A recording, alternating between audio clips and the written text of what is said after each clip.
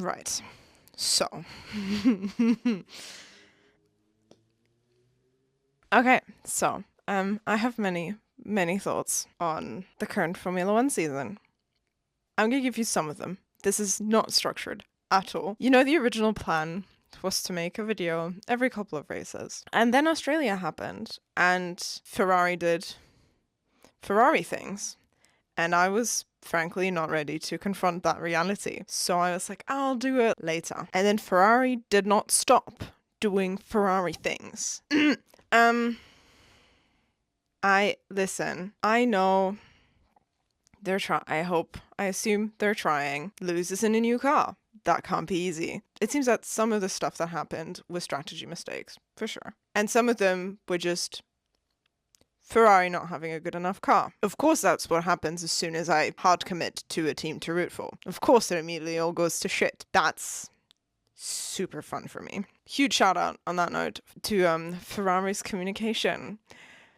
My God. Of course, we can't forget Australia, first race. Gorgeous. I know that was probably just a miscommunication from people who I don't think have English as their native language. That's fine. It was still funny. I would have laughed harder if we'd placed better, okay? Last race, Miami.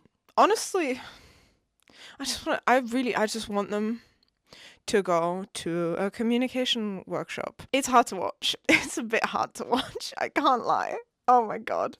Other things that I have found notable this season. Congrats to Max and Kelly for their baby. I want everybody to shut up for the next 10 to 20 to 30 years about what this child does with her future. I mean, in the interest of breaking cycles, I hope she does not become a racing driver. I can't lie. But at the end of the day, whatever she chooses to do, I hope whichever way it goes, that she gets to live free of the expectation of becoming a racing driver. I know it's all fun, but I don't genuinely believe that there's a genetic component to being a racing driver. I think a lot of it is just getting the right opportunities at the right time, having family connections. If you look at all the nepotism and all of that in the sport, I'm not saying they're not working hard, but I don't think it's genetics. I think it's luck. Whether you get the opportunities, and then obviously some people are doing better than others, for sure. There's some amount of talent, there's some amount of learned skill. I think genetics play a fairly small part. I think if she ends up going into racing, and she's successful,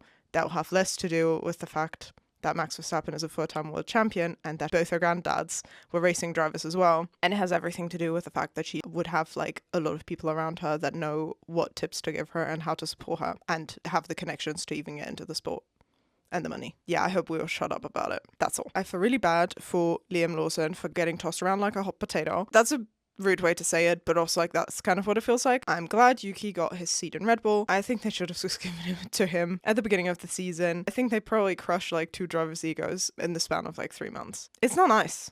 It's not nice. So I feel sorry for Liam because he ended up getting the short end of the stick, and I think Yuki's doing okay. I also feel bad for Doohan for his F1 career kind of being dead in the water. I mean, Franco only in for 5 races now, but my goodness. So now we get Flavio Briatore as a team principal. Oh boy, that's... Yikes. I should have probably said this at the beginning, but I'm quite impressed that even though, McLaren clearly the strongest car, we have a surprising amount of strong cars. Williams suddenly coming out of nowhere. Who would have seen this coming? Not me. Do I like Williams? Sure. Did I think they would be fighting for points like this? No, I did not. Alex got 5th last race. Oh my God. Pop off. Amazing. Good for them. And then Mercedes, Kimi doing Kimi things. Great. Look at this child doing amazing stuff. I know he's legally an adult, but look at him. That's a child. And I don't mean this to diminish him or his achievements, but I look at me as an 18-year-old. I look at everyone I've ever known as an 18-year-old. Those are children. And I think that's important to remember sometimes when we see these young people in the sport. Kimi and Ollie not having media training is so incredibly funny. Admitting to credit card fraud in an interview. Great work. Great work. And please never give them media training, because this is what's getting me through the day. as a Ferrari fan, okay? McLaren kind of doing a Verstappen in 2023, but also not really, since, you know, Oscar has won like 3 races in a row, 4 out of 6 so far, but Lando's still like right there, and he's just had some bad luck. Not trying to like say Oscar didn't do a great job, he did, and he's very impressive for fucking, I don't know, 23-year-old. But at the same time, McLaren's gonna have to be making some decisions at some point. But for now, the lack of decision on their part at least keeps it a little more interesting, because if they really hard commit to one driver top 1 and the other driver being supporting driver, that number 1 driver will be out of reach fairly quickly, I would say, and I don't want that to happen because I want this championship to stay interesting, even though it seems like we can all kind of see where it's gonna be going. I'm generally enjoying that there's so many people contending for the championship, the World Drivers' Championship anyway. The Constructors, I think, is kind of sorted. I don't know, it seems quite interesting to me. I feel like the last few years, it was always kind of clearly Max Verstappen, and then the rest can fight it out between themselves. But this year, I'm enjoying it. I just wish the Ferrari drivers were fighting slightly higher up the table. Fingers crossed that they get their shit together for the remaining 19 races. It feels kind of weird to call things like this early on, but McLaren has been so consistently so good that like unless something happens that nukes whatever they're doing to make their car go that fast, yeah, I think the Constructors at least is sorted.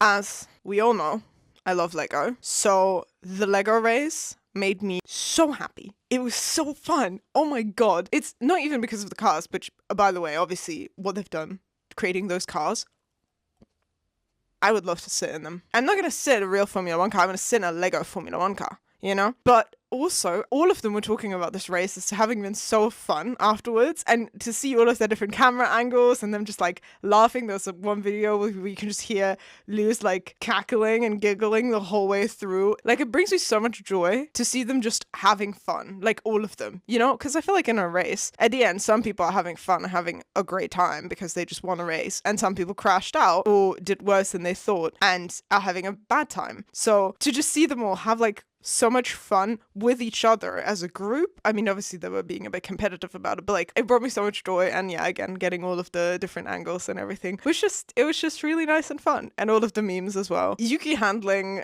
Max having a baby and calling him Big Daddy in that one post. My god, I feel like I haven't given Yuki enough credit in my mind for how fucking funny he is. So good on him.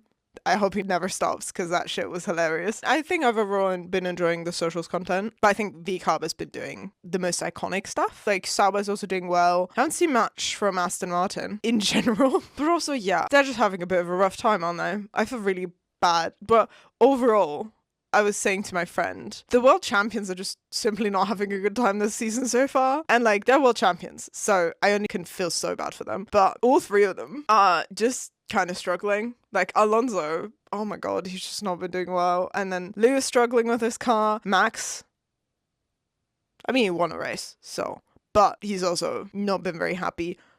The pit stops, the amount of times Red Bull has fucked up a pit stop in this season so far is surprising to me. They had that not working light and fucked up like 3 separate pit stops between Max and Yuki and Jeddah. And then in Miami, in the sprint race, just releasing him into Antonelli and nuking his race result because of the penalty and then behind the safety car. I felt a little bad for him mostly because I know I'd be fucking fuming. Like, if it's my own fault, okay. But if it's someone else, I feel like that's annoying and that's a bit hard to cope with. I love the pink car domination. The fact that we had Haas, the special livery for Japan, was nice. That should be a good example to Ferrari on how to mix a theme with your normal team colors, because I think for Haas it works. The Ferrari for Miami was so ugly. I mean, sorry for whoever designed that. I feel bad, but it wasn't good. The funniest part was at some point we saw the back camera of a car filming a Ferrari, and I was like, oh, who is that? And then I realized it was Charles's camera on the back of his car, but I couldn't recognize it because all I saw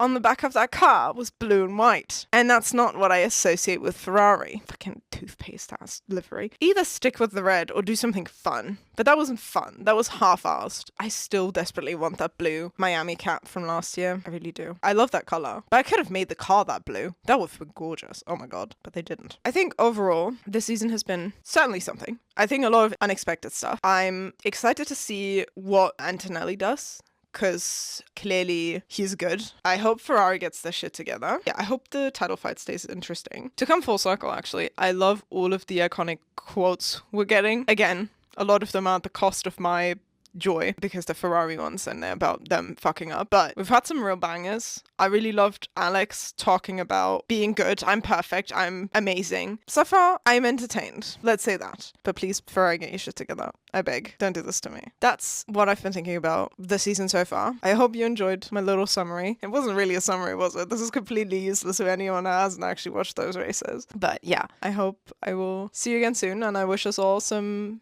good racing. Bye bye.